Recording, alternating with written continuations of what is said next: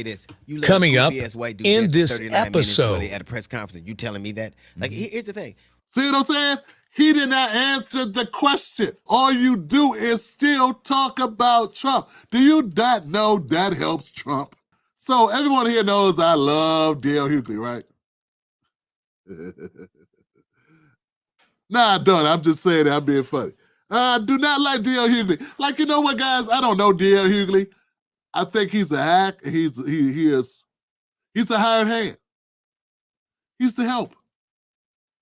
He's compromised, man. The guy's, he's compromised, just like a lot of other people. But it's just he's so vocal. I love Kamala. I would do anything. I sell my kids. I crawl butt naked over a mile of broken glass. I would do it. Nothing I wouldn't do for the epitome of the delusion of the disparaging remarks about Kamala Harris. I would do anything. I can't see why. Woo! So anyway, DL Hughley was on. He was interviewing with Big Boy radio show, right? And he said some things about Kamala, about the election, about some stuff. And I was like, man, I gotta comment on this again, guys. Check this out. Here goes DL Hughley. Deport them all and saying to who to hang and who to get rid of and who's your problem. And the other one is telling you how they're gonna help you. One is aspirational, one is blame. And that's just a true assessment of it. What is it you want? Like, because even if for the last... That's not a true assessment of it. That's your opinion of an assessment is your opinion based on the information that you've looked at. That's what an assessment is. It's not a such thing as a true assessment. That's your opinion, dog. Somebody else can come in and assess something totally different. Okay? All right, let's keep going. But since DL always trying to act like he's so educated and so smart, he just says stuff, and people that don't know about it be like, DL is so articulate. He's just so articulate. What grade you go to? 4th grade. DL is smart. What's your IQ? 26. He's smarter than you. Just say it. Last month, all you've heard is Venezuelans are taking over apartment buildings, right? Right. Haitians are eating dogs. Right. And FEMA's cheating you out of the money, right? How does that pay you for groceries? Right. How does that put gas in your tank? The economy. How does that make the economy any better? What it does is give you somebody to blame. You know, guys, I think it's important for people to pull their heads out their asses. Yeah, your head, the human head should not go up your rectum. Your head should sit here on your shoulders. Back straight, okay? First of all, that's hilarious about the dogs and the cats and Venezuelans taking over apartments. That's not funny, though. But I will say this, guys. The media did that. You do understand that. The media took something Trump says and makes it front page news. They've been doing that with Trump since 2015. That's how he became president. The media takes something he says in a rambling speech for 2.5 hours and then put it everywhere. And they just take that sound bite. They don't play his speech. There are people in the Democratic Party never saw a Trump speech. Never saw more than 5 minutes or never saw more than 90 seconds of any Trump speech. And he was president. Because all they do is watch CNN and MSNBC tell them about the speech. Or listen to DL Hughley tell them and give his honest assessment, the true assessment. Folks, the media does that to highlight what they want to highlight, to create a narrative that makes people feel a certain kind of way. That's what they do. Nah, man, Talk about somebody eating dogs and cats, or Venezuelans taking over this apartment complex or something, or this apartment building that people lived in or live in. Yo, that's not going to put money on your table or food on your table or money in your bank account. But neither is talking about pronouns, tampons in men's bathrooms, pathway to citizenship for everybody who ever wanted to be here, ever. I mean, after we destroyed their home, of course. Kind of throw that in there just a little bit. Make sure people know I understand how this shit works. Destroy where you live, and then be like, hey, come over here. Work for $2. Now, I understand what's happening. But what I'm saying is, what Commons talking about ain't about putting money in people's pockets either. We're going to give you a deduction. I don't know about you, but I mean, I ain't that good at math, but I know a deduction ain't got nothing to do with down payments. You can't get no business off the ground with no deduction. You have to be in business first. But anyway, the point is, DL Hughley's going to make up all this stuff. He's saying all these things, and it's really, he's not really mad at Trump. He is mad at, he should be mad at the media because they have created Trump. See, that's how I look at it, because once again, I've been doing this for a long time. I remember looking when I was when I was in a different mind state, and I was looking at all the coverage, all the media coverage they gave Trump. And then I realized Trump knew what he was doing too. He knew the more outrageous statement, the more publicity he would get. And whatever he wanted people not to even know Kamala or Biden or Bernie or Hillary was even there, would just say something crazy. Because the media is so greedy and so corrupt, they're going to cover that for a whole week. Hey, man, it was a guy who was naked. He was sitting in the stadium and he was eating a turkey. What? Yeah, everybody needs to be like Al Capone. We need to make America just like the 30s when the gangsters would shoot people. What? They would cover that all week. Doesn't matter what Hillary said, don't matter what Biden said, they will be covering that all week. So this is a tactic of Trump realizing how the media game works and using it. Man, this thing with cats and dogs. And then we got people like you, DL, who won't let it go. All of you guys, all you do is still talk about Trump. Do you not know that helps Trump? You do understand this, right? You continually talking about him all the time instead of talking about what Kamala's going to do. This whole interview is about Trump. It ain't even about Kamala. And he supports Kamala.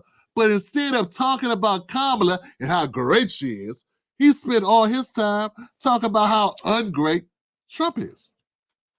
And then when people leave, all they thinking is Trump, Trump, Trump, Trump, Trump, Trump, Trump. Trump, Trump, Trump, Trump, Trump. But he's smart, though. He is smart. He should be on CNN all the time. Have his own show. Oh, that's right, he did. It gives you somebody to hate. For some reason, it happened. And a lot of people are satiated by that. What about the people that say Kamala doesn't answer the questions? Well, then I'll say this. You let a goofy-ass white dude dance for 39 minutes while they at a press conference and you telling me that? Like, here's the thing. See what I'm saying? He did not answer the question. No, we're not telling you that. Big Boy said, what do you say to people that say, hey? For some reason, it happened. And doesn't answer. What about the people that say Kamala doesn't answer the questions? Well, then I'll say this. You let a goofy-ass white dude dance for 39 minutes. So basically, you won't answer the question. Yeah, she doesn't answer questions, yeah. See how he got, look how mad he got. Look at his face. Arrgh. Don't be asking me nothing that's real. It's true. I ain't quite worked this lie out yet.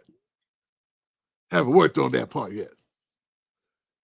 Man, when I came out here, I thought we weren't going to ask me nothing about her. I thought we going to just talk shit about Trump. Why you asking me real questions, man? Come on, man. You know I'm not prepared to be honest. I need to keep things the way they are, man. Them Diddy tapes. I'm in some of them Diddy tapes. But let's get to this, guys. Let me debunk this for you. Okay? What DL Hughley is talking about here? Well, then I'll say this. You let a goofy-ass white dude dance for 39 minutes while they at a press conference and you telling me that? Like, here's the thing. And I said this earlier, she is looked at a certain way for just laughing. Yeah, because she's cringe. She's cringe, bro. She is cringe. She's scary. It is bogus. It's not. There are people that laugh. You make sure want to laugh. But when she laugh, it's not. It's not good. But back to your point. We'll come back to the laugh. Trump was at a rally. And what was it in Pennsylvania? And while he's doing a rally, right, he's doing a Q&A. And while he's doing this, it's a 2.5 hour rally. During the rally, 2 people become ill. So they have to stop. They can't just talk over people being ill and medics and all this stuff. So they start playing music. And it's some good music.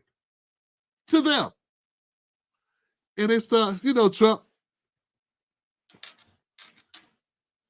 Trump. What's that shit? Come on. This is good. Come on, yeah. This is what I'm talking about. Come on. He's dancing and the music's playing and people are singing and they're having a good time at the rally for about a half an hour. They just made it fun. It's a good time. He spoke for 2.5 hours. For 30 minutes, they didn't. They try to make that seem like that's the worst thing in the world, to go to a rally, it be interrupted by medical reasons, for 2 people, and then for you to play music and everybody have a good time and just hang out and chill and be unscripted, DL. What your candidate can't do. Be unscripted. Just talk. Just be human. Be a person. And just hang out with people. And just talk. It's like a town hall event. And people just enjoyed themselves. Also, after he went back to speaking.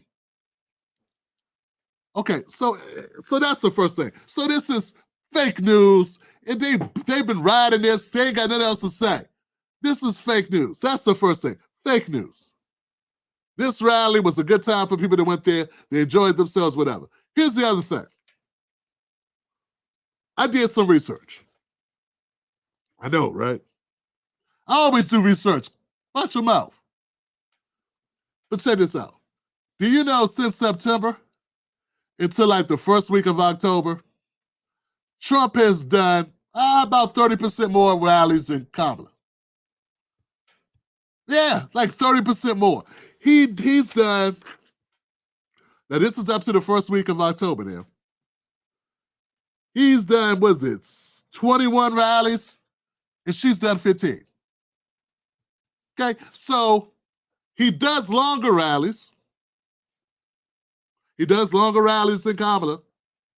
He does more of them. All things that DL Hughley won't bring up.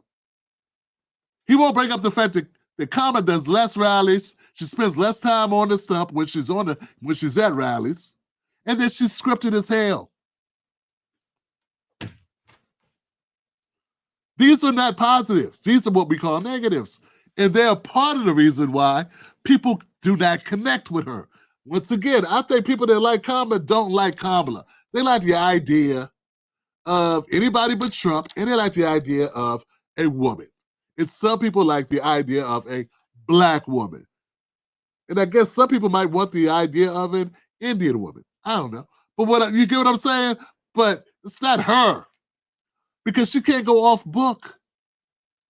She couldn't just play the music, okay, and we just have a good time. That's charisma. That's being a show person. That's being cool and comfortable in your skin. To be 77 at a rally and just be comfortable having a good time, man, with the people. Like, that's dope. They made it a negative because their person can't do it. That's sort of like the trick. Like, if you can't do something, the best thing to do is have disdain for it. Yeah, you gotta say, I wouldn't want to do that. I would never want to do that. Who would? That's stupid to do that. Because you can't do it. It's like, we know when the new dances come out, back when I used to do new dances, you couldn't do the dance, you'd be like, I don't want to do that. Like the line dancer, Mrs. Black now to do all the line dances. I'd be like, oh, that's stupid, man. That's the ladies. I don't do that. Brothers do two-step. You know what I'm saying? We just two-step. You know what I'm saying? Ain't got to be doing all that. Be doing them line dancing. Take it to the side. Do the work. See, that's not me, right? And so, since I can't do them, because I don't have the patience to learn that shit, I'm like, man, guys don't do that. Because that's the protection mechanism. That's the defensive mechanism when you can't do it. So what I'm saying is, Kamala Harris can't go off the book. Kamala Harris does less rallies, and she's not as comfortable as Trump. Trump's been, and to his credit, Trump has been doing them since 2015.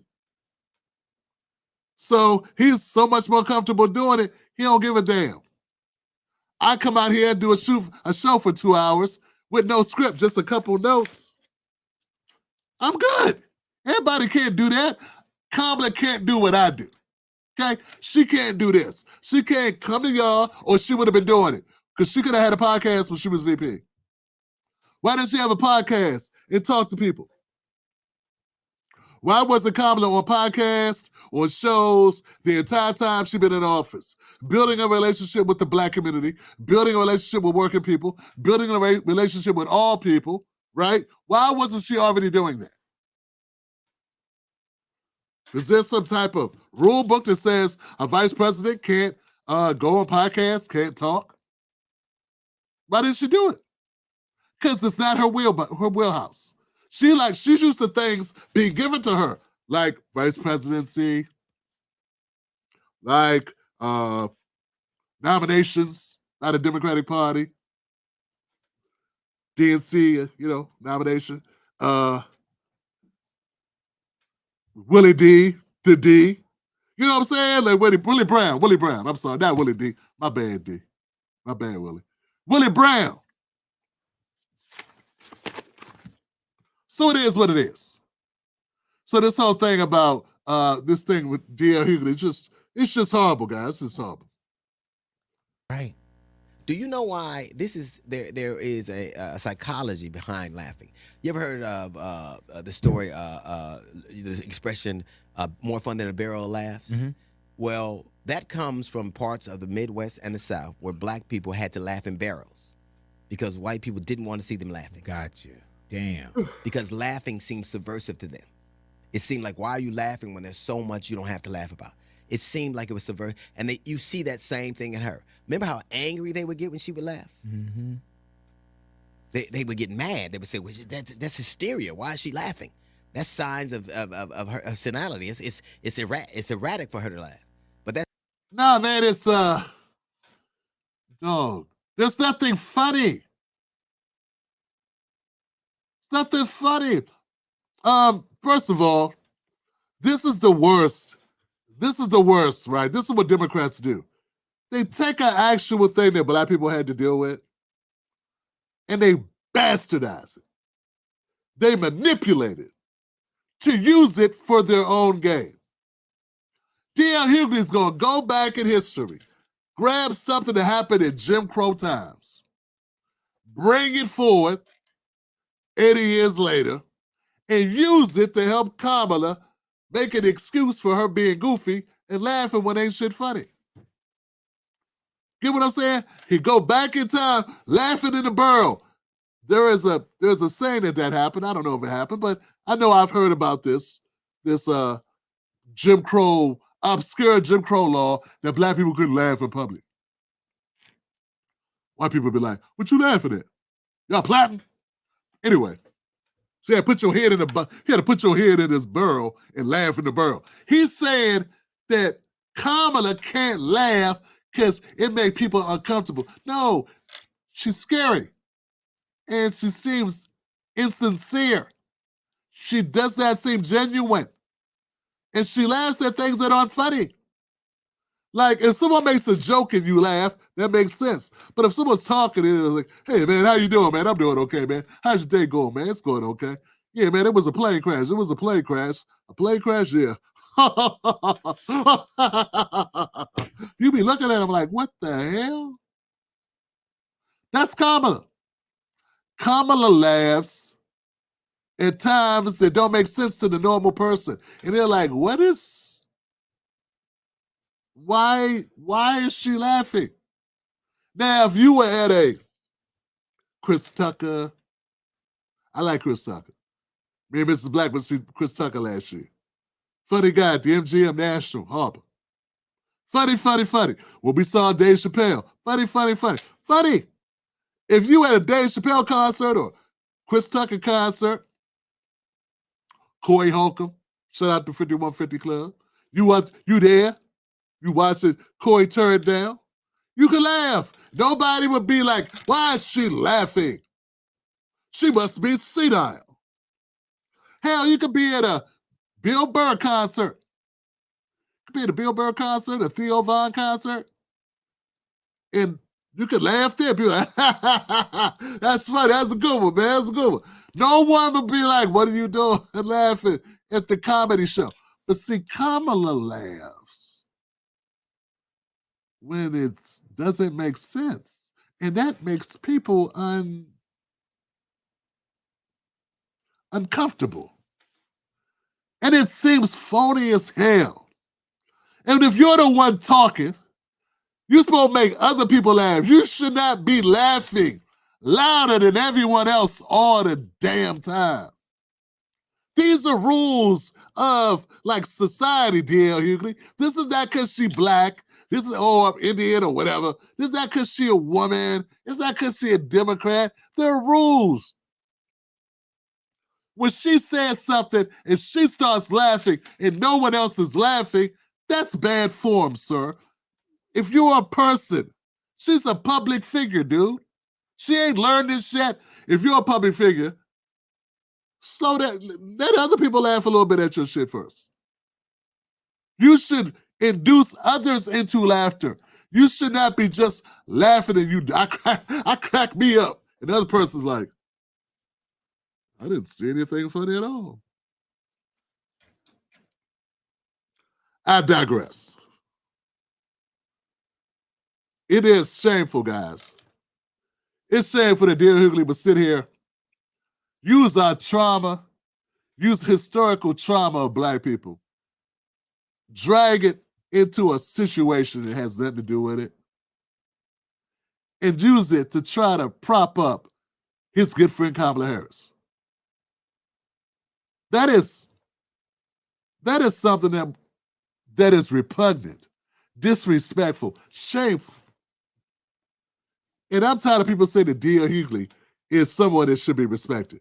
For those reasons, man, he is really, this election, man, bro, I'm sorry that Kamala's going to lose because you lose too.